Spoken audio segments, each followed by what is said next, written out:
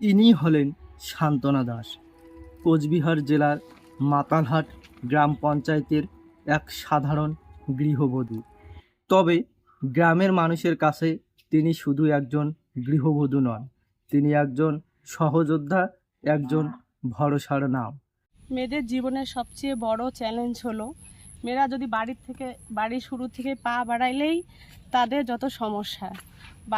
মেয়েরা যখন বাড়ির থেকে বাইরে বের হয় তো তাদের নানা রকম বাড়িতে কৈফিয়ত দিতে হয়, বা এমনও হয় যে যখন ছেলেরা বাড়ির থেকে বের হয় তখন কোনো সমস্যা নাই, কিন্তু মেয়েরা যখন বাড়ির থেকে বের হবে, কেন বের হয়, কোথায় বের হচ্ছে, সমাজে নানা ধরনের সেই মেয়েটাকে নিয়ে আলোচনা শুরু হয়। উত্তরবঙ্গের সবুজে ঘেরা জেলা কোচবিহার, নদী, খাল, মাঠ আর কৃষিকাজে ভরা এই জেলার হাজারো গ্রামের মতোই এক গ্রাম মাতালহাট।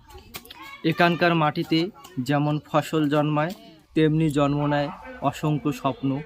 কিন্তু সেই স্বপ্নের সবটাই কি সবার জন্য সমান? যেমন ছোটোবেলা থেকেই কি একটা শুরু হয়, মেয়েরা যখন বাড়িতে থাকবে মেয়েদেরকে ছোটো থেকেই শেখানো হয় তারা বাড়িতে রান্নাবাটি খেলবে, আর ছেলে বাচ্চাদেরকে দেখানো হয় যে তারা তাদের হাতে বন্দুক তুলে দেওয়া হয় বা অন্য অন্য বল তুলে দেওয়া হয় তাদের খেলার জন্য। মেয়েরা ছোটোবেলা থেকে রান্নাবাটি করবে, মানে রান্নাবাটি খেলবে, রান্নার সঙ্গে সংযুক্ত থাকবে, যার থেকে শুরু থেকে কি হয় একটা মেয়ে ভয় একটা মনের মধ্যে তৈরি হয়, সেই ভয় থেকে মেয়েটা আগের থেকেই পিছিয়ে যায়। কেননা ছেলেদেরকে ছোটোবেলা থেকে তার বাইরে যাওয়ার অবাধ স্বাধীনতা, তার আমাদের খেলনার থেকেই শুরু হয়, মেয়ে এবং ছেলেদেরকে পার্থক্যটা শুরু। আজও গ্রামের বহু মেয়ের জীবন সংসার, রান্নাঘর আর পরিবারের দায়িত্বের মধ্যেই সীমাবদ্ধ। ছোটবেলা থেকে তাদের শেখানো হয় সংসার সামলাতে, কিন্তু নিজের স্বপ্নকে ডানা মেলতে শেখানো হয় না সব সময়। তবুও এই সমাজের বাধা পথের মাঝেই কিছু নারী নিজেদের আলাদা পরিচয় তৈরি করেন, নিজের জন্য নয়, অন্যের জীবনেও আলো জ্বালানোর চেষ্টা করেন। যেমন কি হয়, যখন আমরা নিজেরা রোজগার করতে পারি না, সংসারে আমাদের তেমন কোনো মূল্যই থাকে না। শুধু আমি নই, তার সঙ্গে সঙ্গে পাড়ায় যত মহিলা আছে, তখন ওরা যে কোনো সংসারে যে একটা লিঙ্গভিত্তিক বৈষম্য চলে আসছে, সেটা আগের থেকেই প্রত্যেকটা মহিলাই বঞ্চিত থাকে। সেখানে পরিবারের যে কর্তা থাকে, সেখানে যে তার একটা মানে কথা বলার, যে ওখানে কোনো একটা সিদ্ধান্ত নেবে সংসারে, সেই সিদ্ধান্তটা কিন্তু মহিলাটা নিতে পারে না। একটা পুরুষ যে সিদ্ধান্তটা নেয়, সেই সিদ্ধান্তই ওই মহিলাটাকেই নিতে হয়, মেনে নিতে হয়। যদিও তার হয়তো সিদ্ধান্ততে মত থাকে না, তারপরেও সেই মহিলাটাকে ওই সিদ্ধান্তই মেনে নিতে হয়। সালটা ছিল 2013। বিয়ের পর নতুন সংসারে পা রাখেন সান্ত্বনা। নতুন পরিবেশ, নতুন দায়িত্ব আর নতুন সম্পর্কের মাঝেই শুরু হয় তার নতুন জীবন। সংসারের সমস্ত দায়িত্ব সামলেও গ্রামের মানুষের কষ্ট তাকে ভাবিয়ে তুলত। কোথাও কেউ অসুস্থ, কোথাও কোনো পরিবারের সমস্যায়, আবার কোথাও কোনো অসহায় মানুষের সাহায্যের অপেক্ষায়। খবর পেলেই ছুটে যেতেন সান্ত্বনা। আস্তে আস্তে আমার মনে হয় যে না, এখানে আমার একটু কাজ করার দরকার আছে। এখানে থাকলে হয়তো মহিলাদের অধিকার নিয়ে যেখানে কাজ হচ্ছে বা মহিলাদেরকে নিয়ে কাজ হচ্ছে, তো সেই জায়গাগুলোকে নিজেকে পরিবর্তন করা যাবে, বা তার সঙ্গে সঙ্গে নিজেকে দাঁড়ানোর জন্য একটা আমার খুব চেষ্টা ছিল। এখান থেকে আমরা এই গ্রামে কিছু মহিলাদেরকে নিয়ে একটা কমিটি গঠন করি, আর সঙ্গে সঙ্গে আমরা মাঝে মাঝে সবাই নিয়ে একটু বসে আলোচনা করি। তারপরের থেকেই নানা রকম দপ্তরে, যেমন পঞ্চায়েত অফিস, ব্লক অফিস এবং নানা রকম কৃষি অফিস, এগুলোতে যাতায়াত শুরু করি।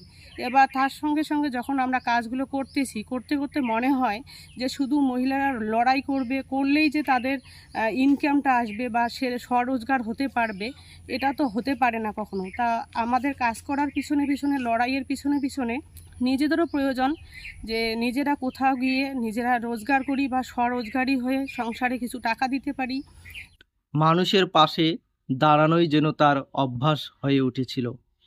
কিন্তু মানুষের পাশে দাঁড়াতে দাঁড়াতে তার মনে একটি প্রশ্ন বারবার ফিরে আসতো: গ্রামের মহিলারা কি শুধুই সংসারের দায়িত্ব পালন করবেন? তাদের কি নিজের আয়, নিজের সিদ্ধান্ত আর নিজের পরিচয় থাকার অধিকার নেই? এই প্রশ্নই তাকে নতুন করে ভাবতে শেখায়। এই জায়গাগুলোতে থেকে আমরা নিজেরা অনেককেই এই পাড়া কমিটি করে করে আলোচনা করে করে সেখান থেকে আমরা নিজেরা বেরিয়ে এসেছি। তারপরে আমরা যখন নিজেরা রোজগার করার সম্মুখীন হলাম, তখন আমরা পাড়ায় একটা ছাগল পালন করলাম যে না, এখান থেকে আমরা নিজেরা কিছু রোজগার করতে পারবো। সেখান থেকে ছাগল পালন করে কিছু টাকা আমরা রোজগার করতে পারি এবং কিছু টাকা ওখান থেকে আসে। তারপরে আমরা দেখি যে না, আস্তে আস্তে রোজগার করে যদি বাড়িতে কিছু টাকা দেওয়া যায়, তো তখন নিজে কিছু কথা বলার মতো ক্ষমতা থাকে, কিন্তু ওই ক্ষমতাটা আগে ছিল না এক একজনের। সেই জায়গার থেকে আমি বলবো, আজকে মেয়েরা যদি চায় যে নিজের জায়গাটাকে নিজে তৈরি করবে, তো নিজেরা চেষ্টা করলে এটাকে তৈরি করা যাবে। আজকে আমি আমার সংসারে যদি কোনো সিদ্ধান্ত নেওয়া হয়, সেই সিদ্ধান্তে কিন্তু আমি অংশগ্রহণ করতে পারি, বা আমি ছাড়া কোনো সংসারের সিদ্ধান্ত নেওয়া হয় না। যা সিদ্ধান্ত নেই সবাই মিলেই সিদ্ধান্ত নিয়ে কাজ করি। তো সেই জায়গাটায় এটা একটা খুবই সাকসেস ব্যাপার যে সময় আমার এই সংসারে কথা বলার মতো সেই রকম অধিকারই ছিল না, বা নিজে যে কিছু একটা করবো নিজের মন চাচ্ছে তারপরেও করতে পারতাম না। আর আজকে নিজের সেই জায়গাটা স্বরোজগার করে সংসারকে দিয়ে তার সঙ্গে নিজের জায়গাটাকে সংসারে প্রতিষ্ঠিত করতে পেরেছি। এটা আমার আর মনে হয় যে সব মেয়েরা যদি আমরা চেষ্টা করি বা লড়াই করি, এই জায়গাটাকে নিজেরা তৈরি করতে পারবো। সান্ত্বনা দাসের এই লড়াই শুধুমাত্র একজন মানুষের গল্প নয়, এটি একটি গ্রামের, একটি সমাজের নতুন করে ঘুরে দাঁড়ানোর গল্প। তার কাজ প্রমাণ করে দেয় একজন সচেতন মানুষই পারে বহু মানুষের জীবনে আলো জ্বালাতে। আজ সান্ত্বনা দাস শুধু একটি নাম নয়, তিনি সাহসের প্রতীক, সচেতনতার কণ্ঠস্বর এবং গ্রামীণ সমাজে পরিবর্তনের এক জীবন্ত উদাহরণ।